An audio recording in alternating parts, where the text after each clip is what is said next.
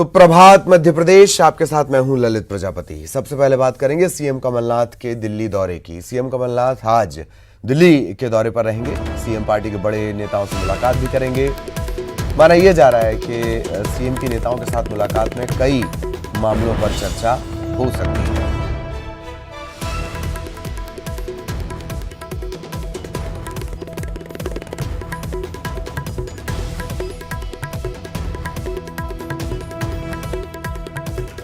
CM Kamal Nath आज दिल्ली के दौरे पर रहेंगे। बड़े नेताओं, पार्टी के बड़े नेताओं से मुलाकात करेंगे, आलाकमान से मुलाकात करेंगे। तमाम तरह के मुद्दे हैं। मध्य प्रदेश में किस तरीके से सरकार काम कर रही है, इसके अलावा सीएए, एनआरसी को लेकर क्या किया जाएगा, आगे की रणनीति क्या होगी। राज्यसभा चुनाव भी सर पर है और एक जो मामला लगातार पेंडिंग पड़ा हुआ है, प्रदेश अध्यक्ष से जुड़ा हुआ, संगठन से जुड़ा हुआ, साथ ही साथ जो निकाय चुनाव अभी सर पर है, ये तमाम मसले हैं। कुछ अहम मसलों पर चर्चा हो सकती है।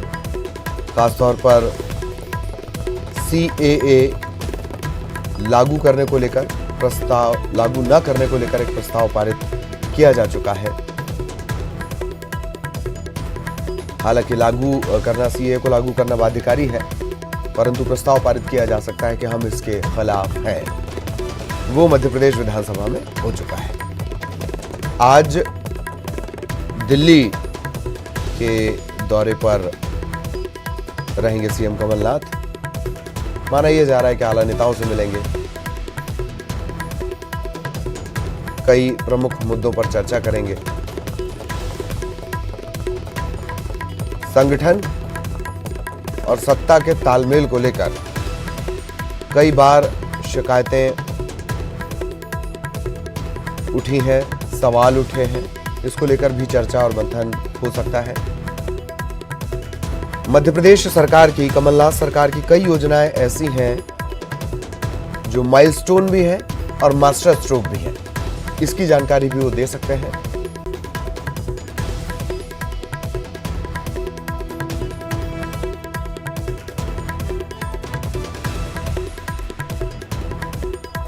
राज्यसभा में कांग्रेस की धीरे धीरे मजबूत स्थिति होगी और 2022 के आसपास तक राज्यसभा में मजबूत स्थिति में कांग्रेस रहेगी और शुरुआत इसकी मध्य प्रदेश से ही होगी। राज्यसभा की 3 सीटें हैं, इन्हें लेकर भी ये भी एक बड़ा मसला है। इसे लेकर भी आज चर्चा हो सकती है।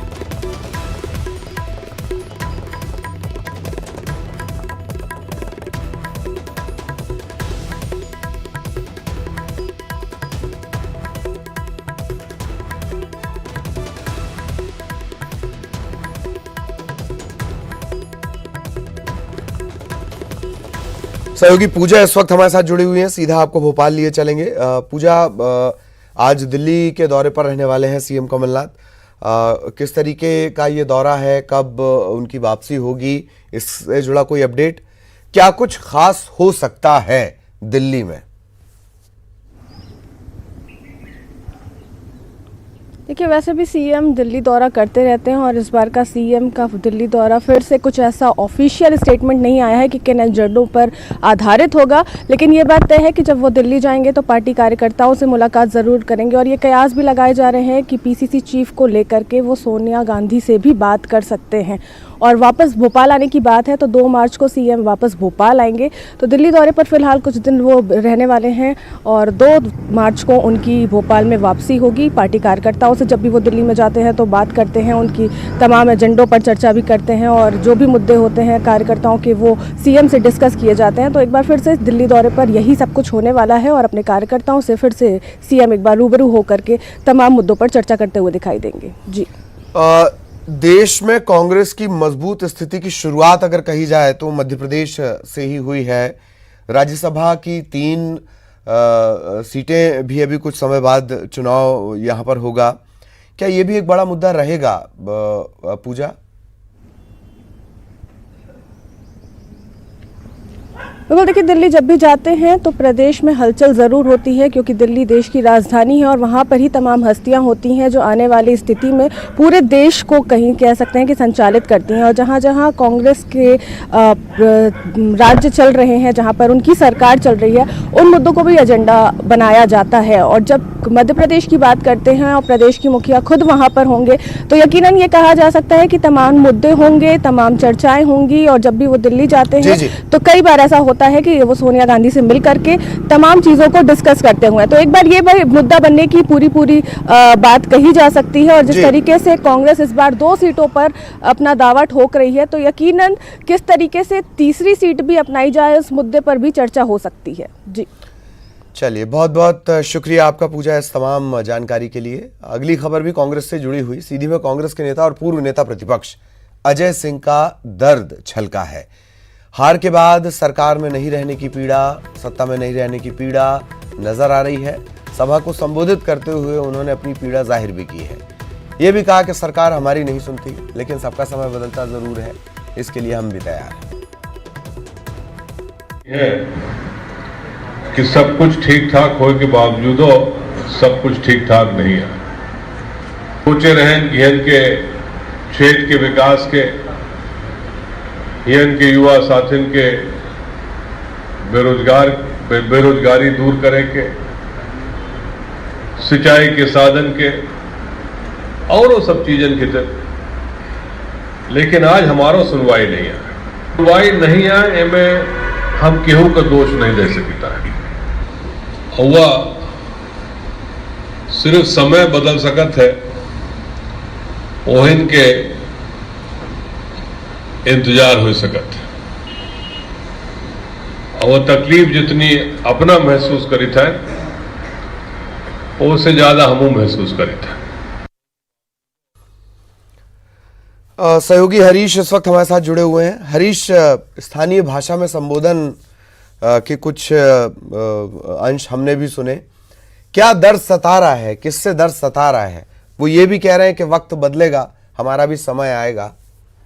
हरीश, आपको बता दूं कि सीधी के पूरे चुराहट का पूरे भाषण की एक क्लिप है, जहां अजय सिंह राहुल अपने यहाँ की जो बघेली भाषा कहलाती है उस भाषा में एक आम जनसभा को संबोधित कर रहे हैं। उसके दरमियान साफ और स्पष्ट कह रहे हैं कि ये हार का जितना इसे दर्द मुझे है, जितना दर्द आम जनता को है, उससे कहीं और ज्यादा दर्द मुझे भी है। क्योंकि कहीं न कहीं जो कमी रह गई है चुनाव हार में, तो कहीं न कहीं जनता की कमी है। क्योंकि आज सत्ता में सरकार है, लेकिन सत्ता में है, इसके बावजूद भी वो सत्ता तक नहीं पहुंच पाए हैं, उसकी कहीं न कहीं एक बहुत बड़ी कमी है। हालांकि उन्होंने ये भी स्पष्ट किया है कि सरकार जो है तो हमारी भी अब नहीं सुन रही है, लेकिन उसके लिए उन्होंने किसी को दोषारोपण नहीं ठहराया है कि हमारी सरकार में कौन नहीं सुन रहा है, क्यों नहीं सुन रहा है। इसकी वजह उन्होंने स्पष्ट नहीं की है। उन्होंने साफ कह दिया है कि सरकार हमारी नहीं सुन रही, लेकिन इसमें हम किसी को दोष भी नहीं देंगे, क्योंकि वो खुद मान रहे हैं कि हमारा जो समय है वो समय खराब चल रहा है, समय बदलने का इंतजार का एक भरोसा दिला रहे हैं। हालांकि उन्होंने एक चीज और स्पष्ट की है ललित, कि उसमें कई सारे उनको विकास कार्य जो करना था, तो वो सारे वादे थे, उनको पूरा करने का उनका एक सपना था, तो उसको पूरा नहीं कर सके हैं ललित जी। सपना पूरा नहीं कर सके। एक और खास बात भी है हरीश की, बड़ा नेता छोटा चुनाव हारता है तो फिर स्थानीय भाषा में आ जाता है। ये भी लंबे अरसे बाद होगा कि अनौपचारिक बातचीत तो खैर वो करते रहते होंगे बघेली में, इस तरीके से सभा का संबोधन अरसे बाद किया होगा उन्होंने शायद बघेली में।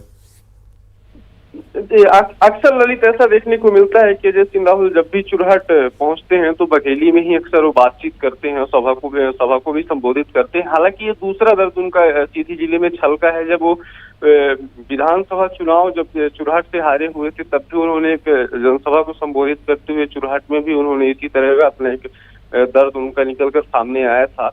दूसरी दफा ये जब लोकसभा चुनाव हुआ था, उस दरमियान भी उन्होंने उनको भी चुनाव का हार का सामना करना पड़ा, जिसके बाद फिर जो चुरहट में एक जनसभा को संबोधित कर रहे थे, उस दरमियान कुछ युवाओं ने अपनी समस्या बताई, अपनी समस्या गिनाई। उसके बाद अजय सिंह राहुल ने उनको स्पष्ट बताने लगे कि जिस तरह से सरकार हमारी है, सरकार है, सब कुछ है, सत्ता है, संगठन है, लेकिन हम सत्ता संगठन से बाहर हैं।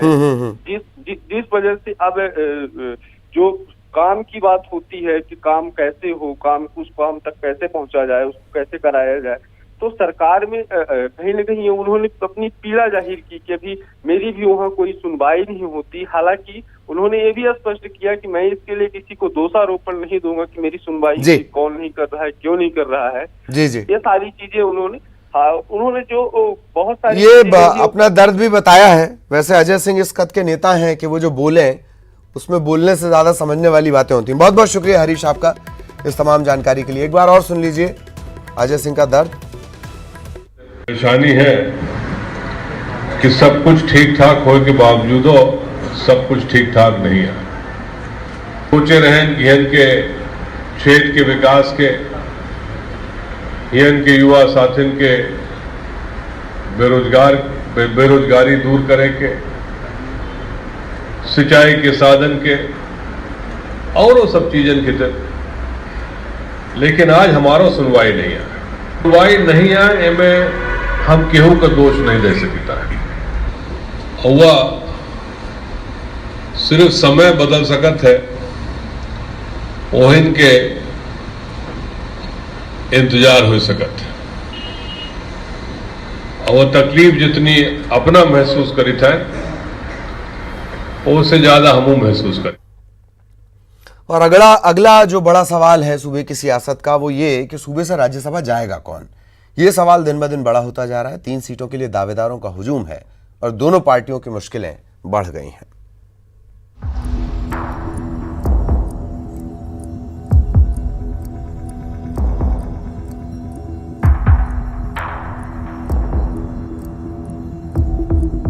तारीख नजदीक आ रही है और घमासान तेज हो रहा है।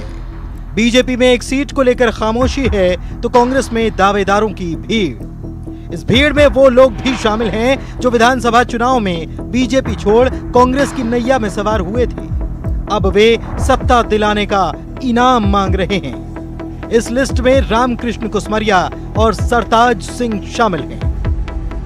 समय को तो सरकार तो हमने बनाई, वो 11 सीटें बुंदेलखंड की दी।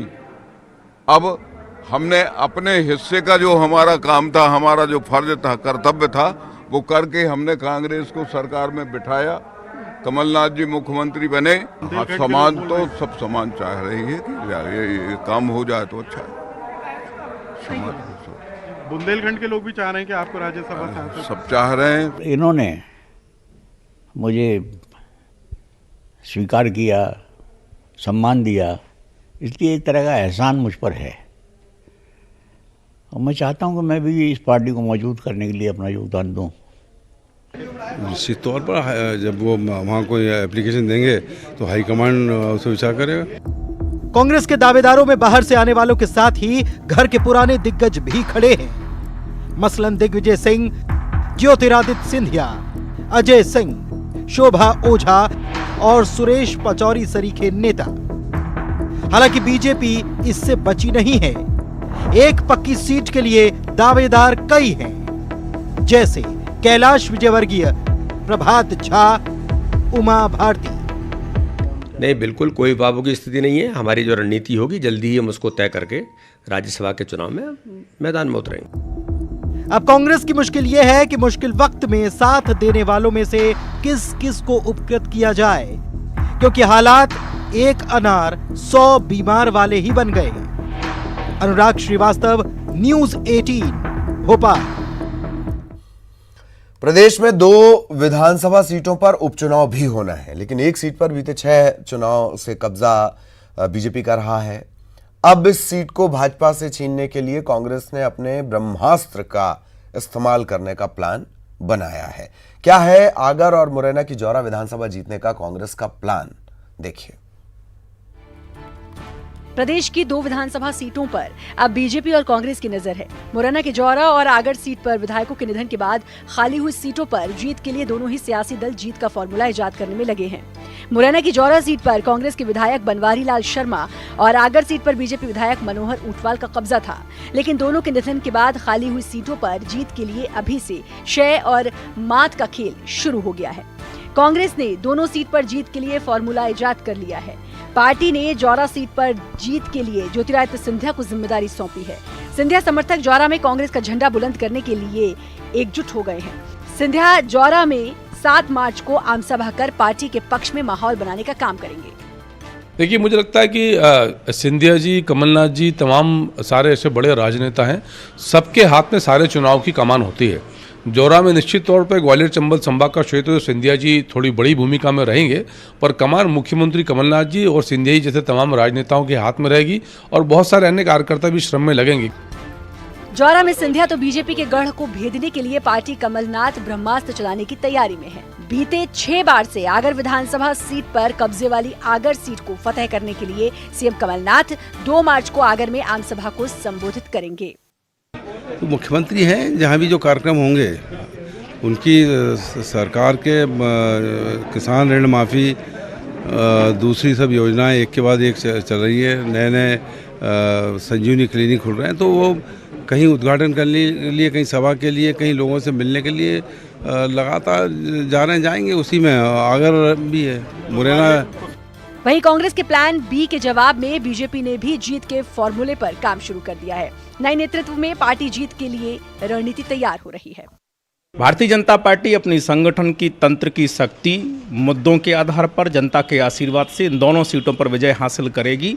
जनता गुस्से में है, इसलिए स्वाभाविक है करारा जवाब कांग्रेस को देने को तैयार है। बहरहाल झाबुआ उपचुनाव में बीजेपी को मात देने वाली कांग्रेस पार्टी इस बार 2 सीटों पर कमलनाथ और सिंधिया के भरोसे चुनावी मैदान में उतरने की तैयारी में है। तो वहीं बीजेपी के सामने चुनौती झाबुआ उपचुनाव की हार से उबरने और बदले अध्यक्ष के भरोसे जीत हासिल करने की है। लेकिन बदले सियासी माहौल में कांग्रेस पार्टी बीजेपी के मुकाबले 2 कदम आगे दिखाई दे रही है। अनुराग श्रीवास्तव, न्यूज़ 18 भोपाल। शाहजहानाबाद से 6 दिन पहले लापता हुए 4वीं कक्षा के छात्र का शव नेवरी गांव में संजीव नगर रोड पर झाड़ियों में पड़ा मिला। ये बच्चा 6 दिन से लापता था। भोपाल के शाहजहानाबाद का ये पूरा मामला। ये शव काफी पुराना हो चुका है, लिहाजा शॉर्ट पीएम रिपोर्ट नहीं मिल सकी है। घर से 4 किलोमीटर की दूरी पर यह शव पड़ा मिला। जूते और पैंट शव से दूर थे और जो प्राइमा फेसी नजर आता है, प्रथम दृष्टया नजर आता है कि छात्र की हत्या की गई है।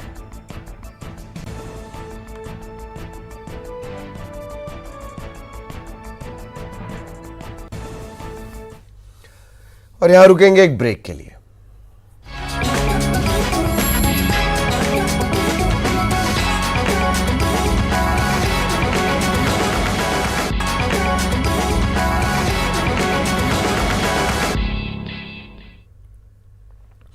ब्रेक के बाद आपका स्वागत है। खरगोन में फर्जी डिग्रीधारी डॉक्टर के गलत इलाज के चलते 8 महीने के एक बच्चे की आंख खराब हो गई। इतना ही नहीं, शरीर में उसके इन्फेक्शन फैलने लगा। पूरे शरीर पर घाव के साथ साथ चमड़ी भी झुलसी हुई नजर आती है। अब दर्द से बिलखता ये मासूम गंभीर हालत में है। मामले को दबाने के लिए फर्जी डॉक्टर ने 1,90,000 का चेक भी दिया, लेकिन घर वालों ने चेक लेने से इनकार कर दिया और इस मामले की शिकायत पुलिस से की गई है।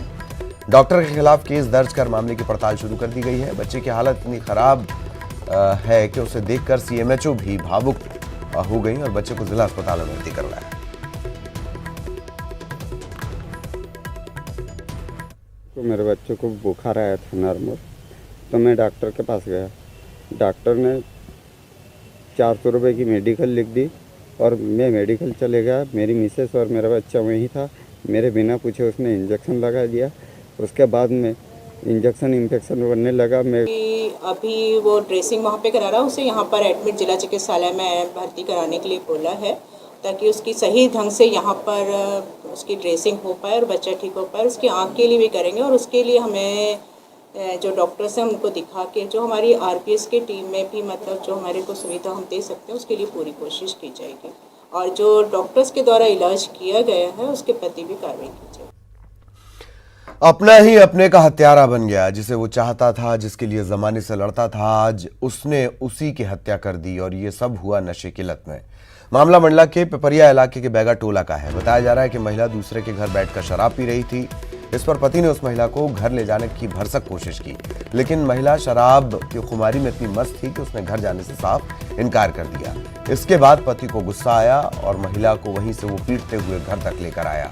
इतने पर भी गुस्सा शांत नहीं हुआ। घर लाकर उसने महिला की जमकर पिटाई की। शराब का नशा कुछ इस तरह हावी हुआ कि महिला की जान चली गई। इसके बाद घटना की जानकारी भी आरोपी पति ने ही पुलिस को दी। इसके पति से कल शाम को विवाद हुआ था, साथ में रहने को लेकर इनके बीच में काफ़ी गहमा-गहमी हुई थी और इसके पति ने इसके साथ मारपीट की थी, जिन चोटों से संभवतः इसकी मृत्यु हुई है। डॉक्टर की भी पीएम रिपोर्ट जो हमें प्राप्त हुई है उसमें चोटों का उल्लेख है। पीएम आवास योजना के 700 हितग्राहियों को सीधी जनपद पंचायत की तरफ से नोटिस जारी किया गया है। इसके बाद इस योजना में हुए घोटाले की परत दर परत खुलती चली गई।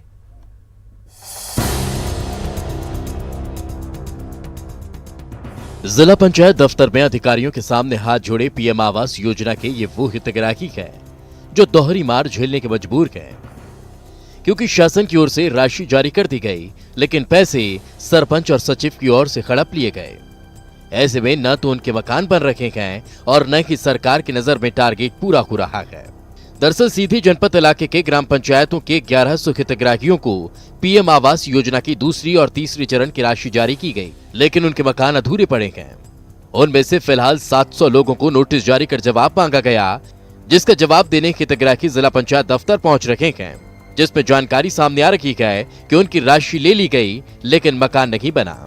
मेरे पास योजना आई थी हमारे नाम पर, तो सरपंच कहे थे कि तुम्हारे न गाड़ी आ न घोड़ा आ न तुहाँ जाना है, तू कहाँ जाना, हम बनवा गए, हमारे गाड़ी है, हम बनवा दें, कोई गलत है। सरपंच के कितना देहरान पैसा भैया 2 किट लगा 85,000 हो जाए। हाँ साहब से बताओ। हाँ बताएं। साहब का कहें कहीं हो जाए, ये बताओ अगले पुन आए। हितग्राहियों की फरियाद सुनने के बाद जिला पंचायत सीईओ भी स्वीकार कर रखे हैं कि राशि गबन की शिकायत मिल रही है, कार्रवाई की जाएगी। यदि एक पंचायत जैसे माटा से शिकायत आई कि हितग्राही ने पैसा सरपंच को दिया कि हमारा आवास बनाओ और सरपंच ने नहीं बनाया, वो स्थिति निकली है, उस पर कार्रवाई करेंगे। बहरहाल सीधी जिले में प्रधानमंत्री आवास योजना भ्रष्टाचार की भेंट चढ़ती नजर आ रही है। 3000 से अधिक आवास सालों से अधूरे पड़े हुए हैं। अब जाकर जिम्मेदारों ने सुध ली। ऐसे में देखना होगा कि इस नोटिस का असर कितना हो पाता है। हरीश द्विवेदी, न्यूज़ 18 सीधी। मध्य प्रदेश सरकार नौनिहालों को शिक्षा देने के लिए गांव-गांव और गली-गली में आंगनवाड़ी केंद्र बना रही है। ज्यादातर आंगनवाड़ी केंद्र किराए के भवनों में संचालित किए जा रहे हैं। ज्यादातर केंद्रों पर ताला भी लगा रहता है। इसके लिए जिला पंचायत में सीईओ और महिला बाल विकास विभाग के अधिकारियों ने बैठक लेकर अधूरे पड़े भवनों की पड़ताल की तो पता चला 576 आंगनवाड़ी केंद्र किराए के भवनों में संचालित हो रहे हैं।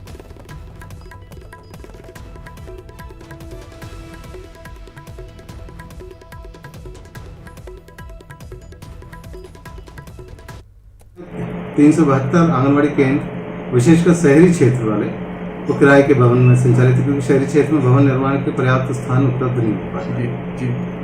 आंगनवाड़ी केंद्र अभी वर्तमान में 6 आंगनवाड़ी केंद्रों को ISO सर्टिफिकेट भी प्राप्त हुआ है उत्कृष्ट श्रेणी के कारण, और इस वर्ष हम लोग मार्च तक 18 नवीन आदर्श आंगनवाड़ी केंद्र डेवलप कर रहे हैं। और सुप्रभात, मध्य प्रदेश में इतना ही। खबरें जारी रहेंगी।